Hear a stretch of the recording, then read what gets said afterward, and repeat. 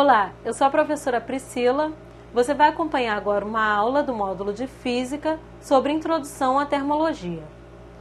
Então, o que eu espero que você aprenda no final dessa aula? Primeiro, o que é temperatura.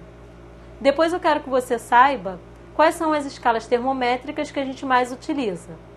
Que você aprenda a fazer a conversão de valores entre essas escalas, determinar a lei de conversão entre duas escalas através do gráfico, que você aprenda a criar sua própria escala termométrica e que no final saiba diferenciar calor de temperatura. Bem, então o ponto inicial então o que é temperatura? Antes de a gente definir temperatura, a gente tem que levar algumas coisas em consideração. Então vamos supor que a gente tenha lá um corpo qualquer, esteja lá no estado normal dele. À medida que a gente vai aquecendo esse corpo, o que vai acontecer?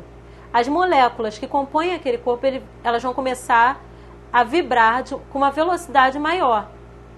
Então, essa velocidade maior vai dar a essas moléculas uma energia cinética maior. Então, a temperatura ela é proporcional a essa energia cinética das moléculas.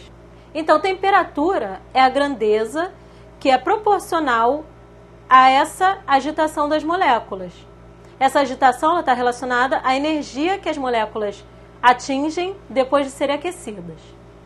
Agora, temperatura é o mesmo que calor? Não.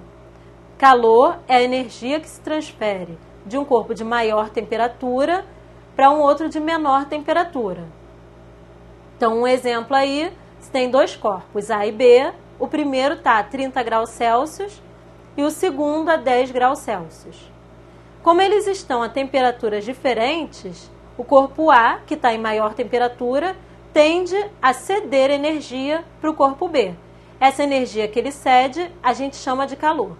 Então, o instrumento utilizado para medir a temperatura de um corpo é o termômetro. Esses termômetros, eles têm que estar graduados em uma certa escala. Então, as escalas termométricas, elas permitem que a gente meça as temperaturas dos corpos. Em geral, os termômetros que não são digitais, a temperatura está associada à altura do líquido que compõe lá o termômetro. Então, as escalas mais comuns são Celsius, Kelvin e Fahrenheit. Então, as escalas termométricas, elas permitem que a gente meça as temperaturas dos corpos.